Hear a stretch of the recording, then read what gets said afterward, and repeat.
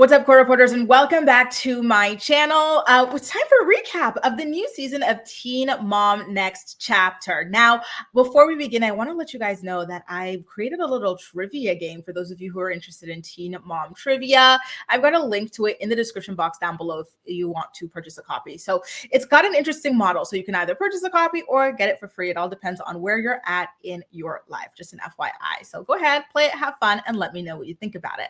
Now, let's jump into this. So one thing that really stuck out to me in this first episode of the season is that my girl, Big Gulp Christy, is not drinking any big gulps. I'm like, which one of you guys told her that I'm so fascinated by her like big gulp situation and how she's always carrying one in every scene? Like, I am genuinely hurt by this. Like, look at this scene when she's fighting with Jade after the dress fitting. She is sitting next to a drink holder in the car. It looks like it could contain a big gulp. It could nourish and cradle one, but she doesn't have a big gulp in it. I'm upset. I want a refund for watching that episode because what the heck? What is an episode without that? So, just for context, people, this like little thing, this 1 little liter of orange juice is supposed to be for like a family here. So when I see a person walking around with something even bigger than this or about the same size for themselves, filled with soda, not even juice, it's just so fascinating to me, okay? So let me have my fun. You guys watch golf and tennis or whatever. I big gulp watch, okay? So speaking of Jade and her mom, let's get into Jade at the very beginning of the episode. So you know how the girls always do their little like FaceTime call or whatever it is? Jade decides to hop on the toilet in the middle of it, which I found to be so damn raggedy. It's not cute. I didn't like it. And now look, that's on TV forever. Like, ugh. So we also find out that Kung Fu Portwood is taking a little bit of a break from the show, which isn't surprising. I've been following that story rather closely since last year. There were reports that she was quitting or had been fired or something like that. She threatened to quit for the millionth time. They said, all right, fine, we'll continue without you. And then I think she eventually comes running back to the show. So we will see her later on in the season. So just as a little bit of an example of that, here at the very top of the video call situation, you do see a bubble for her face. Another person who was noticeably absent from this episode was Leah Messer. I'm looking forward to seeing the whole Jalen situation play out this season, if it does play out this season. Her opening up about it anyway. So just a little FYI there. Now, we also find out the situation between Macy and Ryan. It turns out that they had gotten kind of friendly or close to each other since last season's reunion special, where the two of them were kind of like undergoing some sort of a mock therapy session, so to speak. Meanwhile, Macy's husband, Taylor, doesn't understand why Macy wants to suddenly get close to Ryan. And he's not happy about having to co-parent with Ryan either. But honestly, in Macy's defense, she had this raggedy, broke down, crackhead baby daddy when you met her. So don't come complaining about having to co-parent with him now. Like he was a part of the deal. You signed on to the deal, even though he was away for a bit. Like it was, he was going to come back, right? Especially with his parents and whatnot. So it is what it is. Now, speaking of crack, Briana Dejesus is also supporting her baby daddy, Devon, through his rehab journey. So that's kind of interesting. She says that she's softened up to him because he has finally gone to seek help for his issues. Now, we do also have Cheyenne in the building now. So she and Zach show off their new home. And I just want to say, we gloss over him going to jail for like an old DUI, I think it was that he had. He has a couple, so I don't know which year it was. But I was like, okay, well, it's nice that we're going to gloss over him going to jail. It was only a 24-hour stint after all. But I still would like to know about what's going on with the shooting, right? I'm about to take off this filter, by the way, you guys. I had been testing it out and I didn't realize it was still on. So StreamYard, they just released this filter, this beauty filter. No, touch me up filter. And I wanted to know what it was all about. So I put it on and now I want to take it off. So now it's off. Now, I want to know about that shooting situation. So last year, they were very dodgy about it. They didn't want to get into the specifics because the case was still going on. But I still want to know, is that case still ongoing? And who was that guy? And why was Zach his target? And why was he so gung-ho about going after Zach that he was willing to do it with his children in the car, right? Anyway, Cory comes over to Cheyenne and Zach's home and talks about how his daughter needs to have open heart surgery. And it's just so damn sad. Like, I was actually trying to envision the size of her heart because the girl, she's so little. She's like a newborn, right? And just having open heart surgery, I'm like, how big is a heart? Like this big, like that. The idea of that is just so terrifying. So best wishes to Cory and what's her name, Taylor, as they navigate that, because I can't even begin to imagine. I feel so sad and devastated for them. We also find out that Catelynn and Tyler need to move out of their home. They've outgrown it. I thought it was a big home when I was looking at it, but then when they described the fact that they don't even have an extra room for, his mom to sleep in whenever she comes over, she's sleeping on an air mattress. I'm like, okay, I get it. Go ahead and move into a new home. But then I remember, don't these two people owe the IRS like $1 million? How are they able to sign up to buy a new home and qualify when they've got that sort of debt hanging over their heads? There's another Teen Mom star who owes the IRS almost $1 million. And in order to buy a new home with her trifling, shady ex-fiance, she put it in his name and she gave him the money and everything, right? So how did the two of them get away with this? Unless, I don't know, maybe the debt's in one person's name and the home's in the other person's name. I don't know, but there's something very interesting about that I'm excited to learn more about. Guys, can I be honest about Jade and her wedding situation? I think it's a waste of time and I think it's a waste of money. It's harsh to say, but we've seen that relationship play out over the years, right? So even when they're all together at dinner and stuff, Jade and her friends are talking about how Jade never, if she had to bet on whether or not this relationship would work out, she never would have bet on it. It's like, you really want to be saying that as you're about to marry someone and spend all this money to marry them? You know what I mean? Like, it's a mess, right? So they celebrate this toxic love story, and it's just, I don't know. I don't love it, to be honest with you. Back to Ryan anyway. He and his parents are sitting down talking at his parents' home, and they mention how Ryan hasn't been able to be alone with Bentley in like 6 or 7 years, which is a really long time, especially when you look at Bentley's lifespan. That's half of his life, right? And again, we've mentioned this in other stories about Ryan and Bentley and Macy and whatnot, but it's really strange to me that Ryan being in this really horrible place where he's destroying his children's home and whatnot, like this is suddenly when Macy wants him to be alone with Bentley and to be more involved in Bentley's life. Like, he's getting arrested more than ever, dude. He's arrested every other week, right? Like, he's got multiple cases going against him and charges simultaneously. And now all of a sudden Macy wants him to spend time with Bentley. It's just so strange. I genuinely do not understand her reasoning here, but I digress. Anyway, speaking of Macy, she goes out to dinner with her OG friend Keely. And I just got to say here, I love how Macy has such long-term friends. It's so wonderful. It's such a great feeling. I'm hot off the heels of a vacation with like my long-term friends, right? And like they live in a different country, time zone and everything to me. And like, we're still such good friends, and like, it's such a good feeling. Like, obviously I love my new friends here and everything, but it's just such a good feeling to have people who've known you forever, like before everything, you know what I mean? So I love that she has so many of those. I think it says a lot of great things about her. So anyway, they go out to dinner and talk about how Macy is trying to push for this kind of like closer relationship between Ryan and Bentley.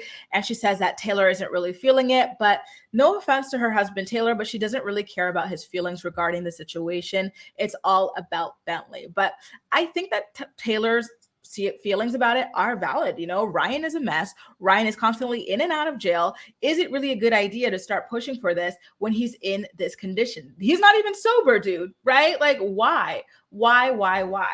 A lot of you guys were saying in the comments, by the way, that like you think that MTV is strong arming Macy into this because she's boring and she needs Ryan to be a storyline. Like, what's the point of just paying her to talk about him and we're not featuring Ryan himself? And I gotta say, I do believe you, right? I can't think of another reason why she would suddenly want to push this like quite literal like menace to society onto her son. And that's quite sad. Now, Brianna and Jade are still quite close, you guys. So Brianna actually accompanies Jade like wedding dress shopping and everything like that. And she brings Devoin with her. And I'm saying Devoin like that because Brianna's trying to make an effort to pronounce his name the way that like his mom named him and everything. So she's like, in the same sentence, she'll say Devoin, then go back to Devon. I gotta be honest, no offense to you, Devoin, but the name Devoin just doesn't roll off the tongue the way that Devon does. So it's hard, especially after all these years. We're all so used to saying Devon, and I've never heard of a Devoin before. So outside of like his name, like I've heard of other Devons and Devons, you know what I mean? So I get why it can be so difficult to stick to it, but she's trying, you guys. She is trying. And I think Jade was trying as well, which was really, really cute. So Bree talks about like the situation with him and stuff and how she's warmed up to him because he's trying to finally seek help and everything.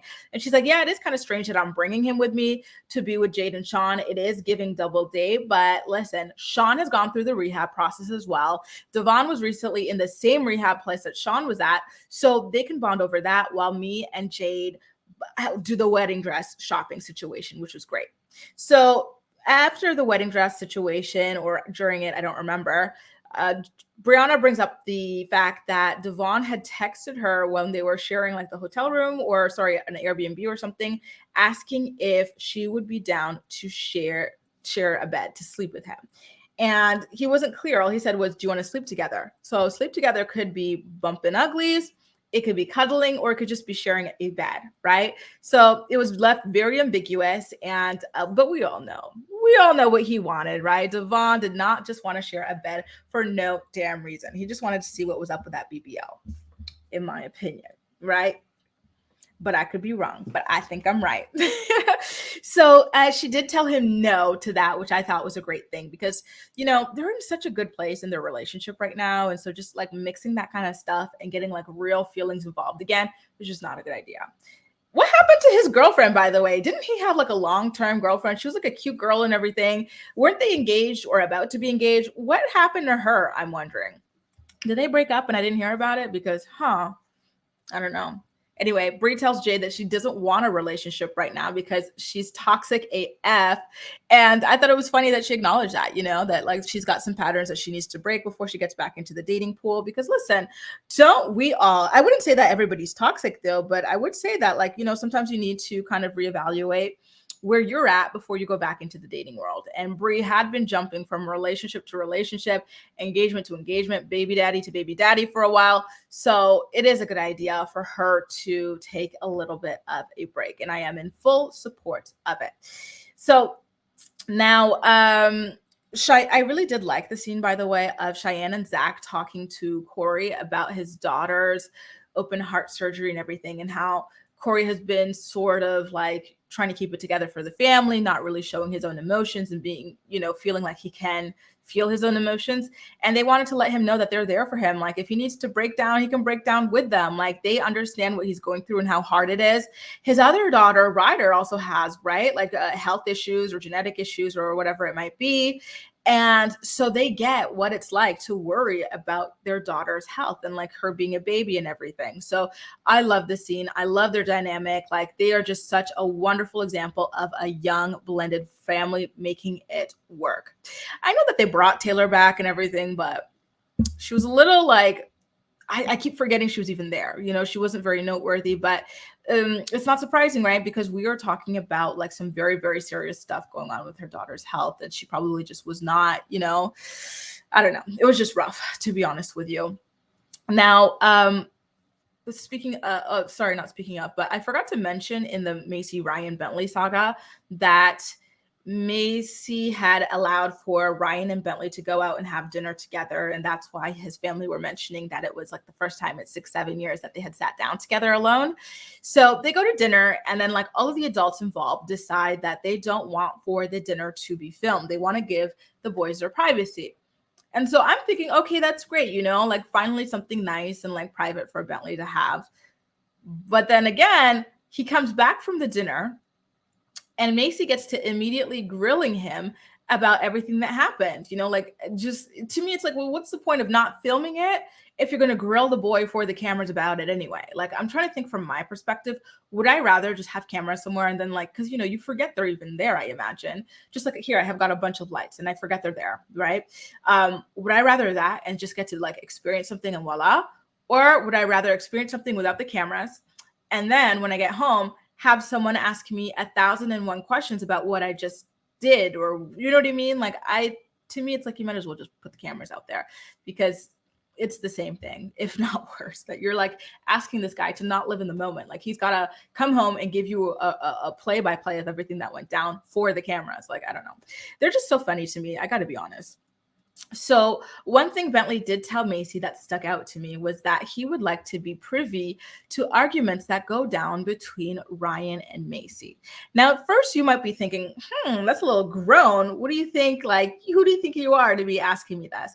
But then it gets sad when he explains the reason why. So the reason why Bentley wants to be privy to arguments between Macy and Ryan is because Ryan basically told him that, like, whenever he's upset with Macy, he feels less inclined to be in Bentley's life. I'm paraphrasing, but that was the gist of the thing that Ryan told his child. And that just makes me sad that, like, he put that on him. You know what I mean? It's like, ugh. So I do like the way that Macy handled it, because I think a lot of like old school parents, you know how old school parents are like the most emotionally unintelligent people on the planet. Like, I'm thinking like of how like an old school parent would be like, oh, you stay in your place, you're a child, this is none of your business, blah, blah, blah, and then shut the conversation down there, But Macy, she was so emotionally intelligent. She said, listen, I'm not going to tell you about every little fight that I have with your dad, but if you ever feel like there's something going on between me and him and that like it's affecting your relationship with him, you should feel free to ask me about it, because you are more than welcome to, and I will be open and honest with you about that. And I was like, wow, that was handled so perfectly, because that is the root of the problem, right? Like, obviously you can't give a child a report card on every single time you are out there fighting with his daddy. But if he feels like there's something off between the two of you guys, he should feel open or free, to ask about it. And I thought that was lovely. Good for her. I want to give her a little golf clap on that one for sure. Now, it's time for Jade to go wedding dress shopping for this wedding to Sean. So she tries on a bunch of different dresses, and she looks great, by the way, but it's just that it's Sean, right? So her and Big Gulp Christy get to fighting and whatnot, and it was just so much. So the reason being is that Big Gulp was upset that Jade is about to spend $10,000 on a wedding dress. You would think that she had to pay for it. Like, Big Gulp is not paying for a single damn part of this wedding. She's not even going to pay for, like, for example, I'm trying to think, table decor. She's not going to pay for a single ounce of this thing, okay? Like, she's not even going to pay for Jade's bouquet. So for her to be really upset about Jade spending $10,000 on a wedding dress is kind of funny to me. It's like, girl, mind your own pockets. I will say, though, that I think it's a bit too much, especially to be married to Sean and that toxic ass relationship. Like, are you sure? Like, this is your first wedding, girl. Like, save some money. You're going to need some budget for your other ones in the future when you find someone a little healthier. Oh my God, Grace, that is so rude. Let's just end this thing here. Okay, let's just end. Okay, but before I get off of here, because that was so rude, but it's true. Look at that relationship. It's just so wild. They've been engaged how many times and broken their engagements how many times, and then in just a regular dating relationship, how many times have they been on and off? How many times have the cops been called? Like, it's just, and then you're gonna spend $10,000 to get married to this guy. Sorry, but it's rude, but it's true. It's rude, but it's true, you guys. So I will say, though, that one thing that Brianna is so great on, which I feel bad for her that she even has to be in this position, but she referees a lot of the fights between Jade and her mom. And I just find it so crazy that Jade and her mom are uncouth enough to be having full-blown arguments all the time in front of company. Like, this is Jade's friend and co-worker, and you guys are just out here fighting like cats and dogs all the time. It's just, it must suck for Brianna that she even has to be privy to this stuff. So as they drive home from like the wedding dress place and whatnot, like they're fighting about the $10,000 dress and how Jade felt like it ruined her like wedding dress experience, and she was crying and everything. And then Bree, she let them both know that she's hearing both sides and stuff. And it's like, Bree, why do you even have to do that, you poor girl? I would just be quiet. I'd just be like, oh, child, let's go pull over for a Bill Gulp or something. Wouldn't that be great, guys? Christy, wouldn't you like that? Anyway, guys, that is it. That is a recap of what went down on the first episode of this new season of Teen Mom Next Chapter. As always, I want to hear all about what you have to say about it. So please make sure to leave all of your thoughts and opinions in the comment section down below. And as usual, we'll chat. That's all for now. Thank you so much for watching, and I'll see you next time.